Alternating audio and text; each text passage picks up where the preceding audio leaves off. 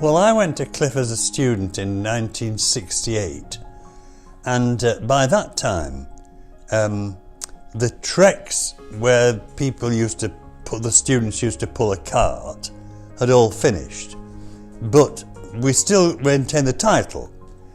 So we had 3 missions a year, one in the autumn term, one in the pre-Easter mission, 10 days, and then a month in the summer. We still called it the Trek, and I went on the Devon Trek. So we came down from Cliff, and there was a big valedictory service, I remember, on the terrace there, and we all stood in lines. The different Trek teams stood in lines on the lawn, and the guest preacher came and told us how to go about it, and off we went. We had 3 different places where we went. We had a week in each, and just over a week. And then we'd begin with prayer together on the first morning, and then there'd be a kind of full program. We'd sometimes feed into the activities of the life of the church. So the Cliff team are here, so they're going to come and do the various things that we do. And we always run a children's club, tea time, kind of children's club. We still called it Sunshine Corner in those days. In preparation for the team going, they'd opened up opportunities, so we'd go maybe and speak at, fellowships or other gatherings in other places, sometimes going to old people's homes, and all that kind of thing, really.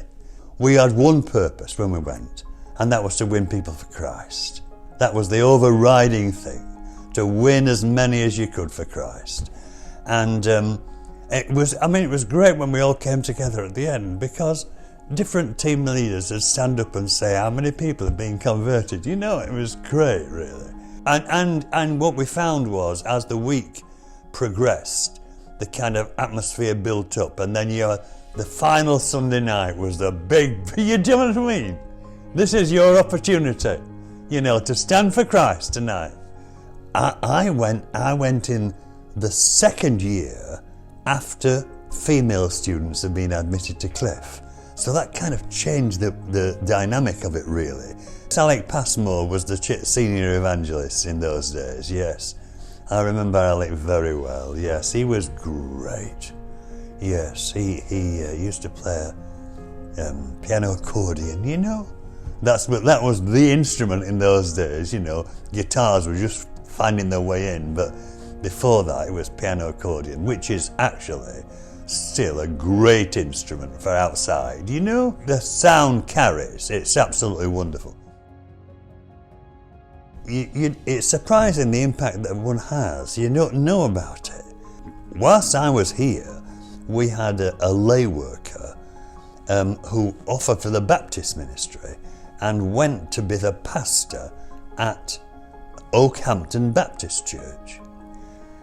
And after I retired, he was still there, and he invited me to go and preach there, which I did.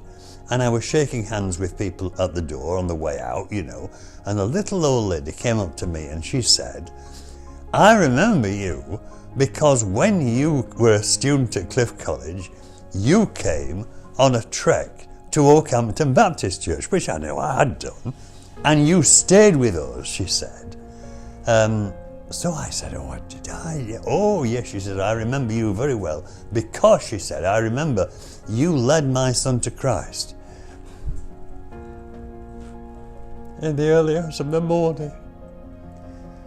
And he went on to offer his life as a missionary. And he's been in the Far East, I think it was Borneo or somewhere, for about 30 years, winning people for Christ." So, that's what it's about, isn't it? That's what it's about. I owe a tremendous debt to Cliff. It shaped me, made me who I am, really.